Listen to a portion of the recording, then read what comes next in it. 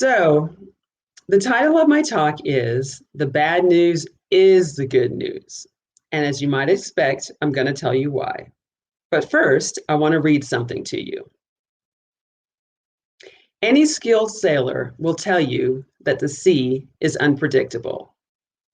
Sometimes the water is flat and serene, and you can see clearly for miles and miles in all directions. It's beautiful, comforting, and you're excited and hopeful about what's on the horizon. Undulating ripples of various heights always come and go. Your job is to flow with them until they level out again. But sometimes massive storms begin forming in the distance with gale force winds and gigantic swells. Some you can see coming, and there's time to batten down the hatches and brace yourself. Others take you completely by surprise, bearing down before you can suck in a big gulp of air and latch onto something. No life vest is anywhere within reach. The boat capsizes and you're thrown overboard, violently thrashed about. Your internal compass is so jostled, it's unable to discern north, nor south, nor east, nor west, much less the surface. After what seems like an eternity, the winds die down, the sea begins to calm, and there's a sliver of sunshine peeking through an opening in the clouds. A shard from the wreckage innocently floats by as if nothing happened. You latch on, clinging to it for dear life. As the cerebral fog begins to lift and the briny water trickles from every orifice above your shoulders, you realize you're alive. Barely, battered and bruised, but alive. Perhaps a rescue vessel will be along at any minute. But despite this reprieve, you just want to let go, sink beneath the surface into the abyss, and move on.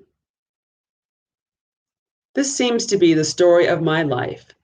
The storms becoming stronger, more ferocious, and increasingly insurmountable as the years pass. Death has got to be better than this. Just let go. This time, I just want to let go. That is the introduction to my book. Like Stephen said, the title of it is I Cried and People Love Me Anyway. So how did I get there? In February of 2015, our beloved dog Rocco drowned, the kid's first pet. And due to the circumstances, they weren't there for his transition, nor his burial, and subsequently received no closure. Now, as a parent in a situation like that, you worry a lot about their mental and emotional state of mind when something like this happens. They are not yet familiar with death like we are as adults. 5 months later, the love of my life, the first man 11 years post-divorce with whom I had gone all in, mentally, emotionally, and spiritually, left. Totally out of the blue, with essentially no word at all. The proverbial Mack truck had struck me at 100 miles per hour, and I never saw it coming. For months, I tried to sustain a brave front, telling everybody what a wonderful person he was and that he'd been hurt in relationships before, and that this highway accident was probably the best that he could do. But inside, I felt like I had failed. And I gave my kids the same placebo too. I figured, why allow them to be struck by the same Mack truck? They were innocent bystanders, and this wasn't their accident. 10 days later, my youngest child was scheduled to have some outpatient surgery, and at the last minute, his dad, my co-parent, decided not to show up. Again, using his anger at me about our divorce as the reason for his impending absence. 5 days after that, I was scheduled to give a motivational talk that had been scheduled for weeks. And the title was, "You Just Have to Believe in Yourself because you are far more than you know." Well, I gave the talk and it went well, but behind my smile, I was standing in the quicksand of stress, anger, and hurt over the past few months' events. The irony of the timing was not lost on me. Now, I'm self-employed, and at that particular time, my freelance work was not flowing as freely, and finances were tight. But the mortgage company wanted their money, and they started sending letters. Soon, their corporate attorney's John Hancock was appearing at the bottom. Around that same time, the college search for my oldest son had begun in earnest, and it all of a sudden struck me that those 17 plus years had indeed gone by in the blink of an eye, and he would be leaving. His brother soon to follow. The empty nest grieving had begun. And if that wasn't enough, there was months and months of stress of research and bids and contractor visits for a variety of home improvement projects that needed to be done before the winter set in. And my menopausal power surges were making me literally a hot mess. And there was all the other regular life stuff. And I'm sure there are a bunch of other things in between that I just can't remember. Or perhaps I've blocked them out. In December of 2015, the dam holding all of my emotions didn't just break, it violently imploded. 1,000 sticks of dynamite couldn't have done a more thorough job. Why, God? Why? I do my best to be a good person. I meditate. I pray. I read New Thought books and seek the counsel of others. I practice forgiveness. I share in my abundance. I try so hard. And I follow and wholeheartedly believe in the spiritual principles that are taught in places just like Unity of Arlington, that we are spiritual beings having a human experience, and that we have all the tools we need to live a happy and fulfilling life, and that we are divinely guided in every way. And I had seen and experienced evidence of truth in my life and in the lives of others for years. Yet still I cried out, why is all of this happening to me? At the same time, I was beating myself up with, what is your deal, Lysa? Your house wasn't blown to bits in a tornado. There's no terminal medical diagnosis in your family. Other people have lost significant others of 30, 40, 50 years and have gone on with their lives. All of those things are horrible. But you have food, clothing, transportation, resources, and family and friends that love you. So why can't you pull it together? In my family of origin, the motto was, what happens in our house, and I'm sure you can probably fill in the blank, stays in our house. And showing our emotions was highly discouraged. I would even go so far as to say, bordering on forbidden. Now, there's no blame in there anymore, but it's no wonder why I never learned how to deal with adversity. By then, I really knew what it meant when people talk about the dark night of the soul. The depression was utterly overwhelming. I lost 20 pounds. I wasn't eating or sleeping well. I was crying all the time and could hardly pull it together for more than a few minutes at a time. And I was trying really hard to hide all of that from my kids. Soon, my inner dialogue went something like this. You can't do anything right. Why did you think some man would stick around to love you? You're a horrible mother. You aren't smart enough. This all hurts too much to get out of it this time. So let's just be done with it because you're not serving anyone here anyway. Oddly enough, there was, thankfully, one sliver of light, albeit a dreary gray one. What about my kids? I had seen what departures of your own volition do to those you leave behind, and I just knew I couldn't do that to them. Well, great. Now the little box that I already thought I was confined to squeezed in so tightly that I was completely immobile, paralyzed with fear, and hopeless.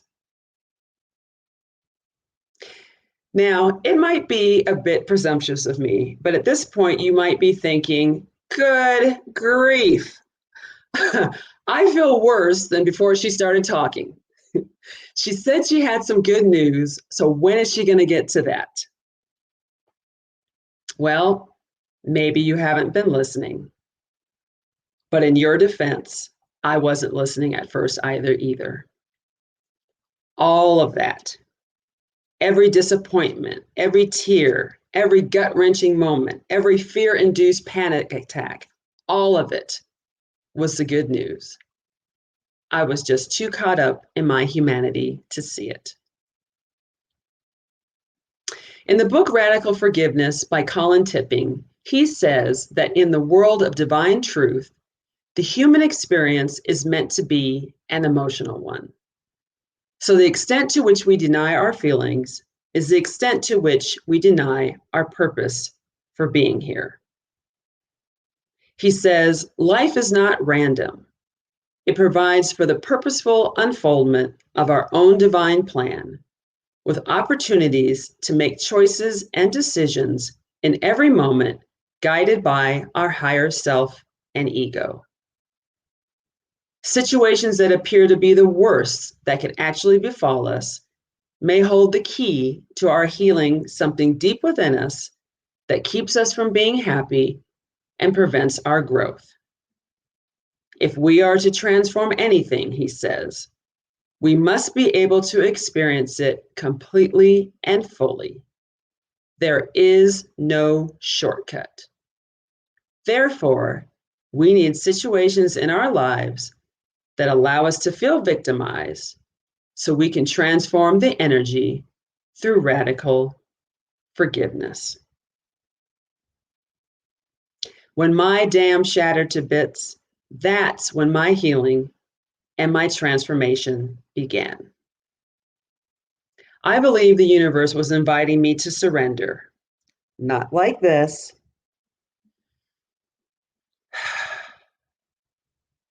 but like this. So here are a few things that I learned that are here for you too. First, you're going to have to reach out to others for help. Although it may seem like it at the time, you are not the only one going through what you're going through. Everyone will go through something extremely difficult at some point in their life, and more than once. Maybe in a different form, but no less soul-crushing nonetheless.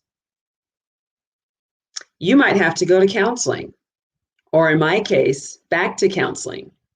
Again, when you pray and meditate, you need to really listen to how the universe responds, because it is going to do so at the level at which you reach out. So if you're coming from a place of unworthiness, everything in your experience is going to support that. But it's when you raise your vibration to live into the beautiful soul you were born to be, that's when you move to a higher level of consciousness. I was forced to be vulnerable and take a good hard look at some of my beliefs, not just about things, but about myself, and how I was living small to please others and to make them feel comfortable with me. But in the process, I wasn't living authentically at all. I was the one who had to become comfortable with me. Because we're human, we are not perfect. And the more we keep trying to do everything perfectly and not show our flaws, the more we are robbing ourselves of living an authentic life. There's a saying that says when something is cracked or broken, that's when the light can come through, and that there is beauty in the shattering.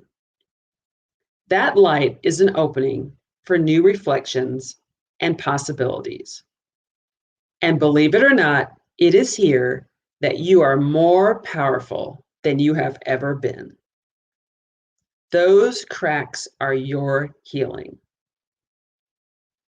And most of all, I learned, do not give up.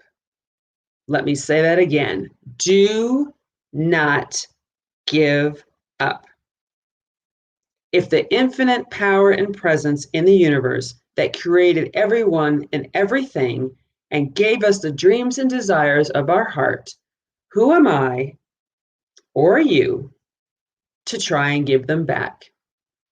To not live into the purpose for which we were sent here. Now, I conceptually knew all of that, but for some reason at that time, I just couldn't grasp onto any of it. But it is in those times when I and you have another opportunity to practice our spiritual practice. I've heard it described as dipping into your escrow or savings account, where we have resources there for the little setbacks in life, like a flat tire or a broken tooth, or when the lawnmower breaks. Those are like the little heartbreaks in life. And we can use those same resources if we fall down the stairs, or the water heater goes kaput, or a tree falls on the roof, like the bigger things that happen in our human experience. Author Daniel Laporte once wrote that we don't need to forgive until we need to forgive. And we don't need nerves of steel until we need nerves of steel. And we don't need to call upon our reserves of compassion or fortitude or faith until we've used up everything else. And this is why we maintain our spiritual practice. Because, friends, those days are going to come again when we'll have to make a withdrawal. But that bank is always available to us at any time. It is God, Spirit, whatever you call your guiding presence, and it never leaves us. So back to my story. What did I learn, and what were the blessings in each one of those events? In the world of divine truth, death is an illusion. Our dog Rocco is still here in spirit, even if no longer in physical form. He was absolute love and joy in every way, shape, and form, and we will always have that gift from him. In the world of divine truth, the abrupt end to my relationship was there to show me my underlying belief that men leave. Daddy was the first. It's no wonder why there were so many others in between. But I had forgotten to give myself credit for the successful 10-year relationship and marriage I did have, and all the other relationships before and after that ran their natural course and season. In the world of divine truth, my anger and frustration over my ex-husband's behavior spoke to another underlying belief that life, is all up to me. I can't trust anybody, and I'm out here all by myself. But God is always here to support and guide me every step of the way. In the world of divine truth, a big part of the financial strain unearthed a fully ingrained and imposed belief imposed on me by some members of my family and society in general that you're not good enough just the way you are. So you aren't worth it, and you aren't going to be successful. But that would be totally glossing over my over 25-year career as a writer that I absolutely love.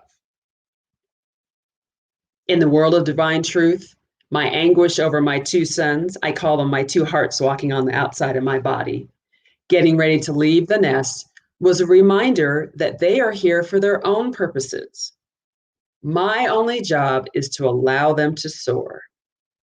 Whatever happens and whatever decisions they make and choices they make, I'm still a good mother. And showing them my flaws is teaching them how to deal with adversity and how to better navigate both the rough and calm seas of life. Now, don't get me wrong, that particular part of my ongoing transformation was not always easy. At times it was slow, excruciating, and had all the defeat-inducing properties of 2 steps forward and 4 steps back. But it also helped me build a new foundation on which I could better learn to live in the world of divine truth, the only right and true belief system. That my very existence is love and abundance, and I am never and have never been separate from God. And neither are you, because we are all one. Evidence of this divine truth appeared immediately at the onset of my black hole breakdown, when scores of people from near and far, some I knew really well, some I didn't know very well at all, gently circled the wagons, showing up for me in ways I couldn't have possibly imagined. You see, my light hadn't been extinguished at all. It's just that I had allowed the dark clouds of the human experience that roll in now and again to hang out far longer than they needed to lead me to my next level of higher consciousness and greater good. So I have one last piece of good news to share with you. Those clouds will certainly come again. Some yanking the rug from right under you, leaving you sprawled on the ground, looking up, saying, "What happened?" But it is in those times when I and you can look in from our always expanding higher level of consciousness and firm roots in the world of divine truth. It is from that vantage point that we can stop and take a moment to surrender to what is and know that this latest set of bad news is not happening to us. It is happening through us and for us. And so it is. Namaste.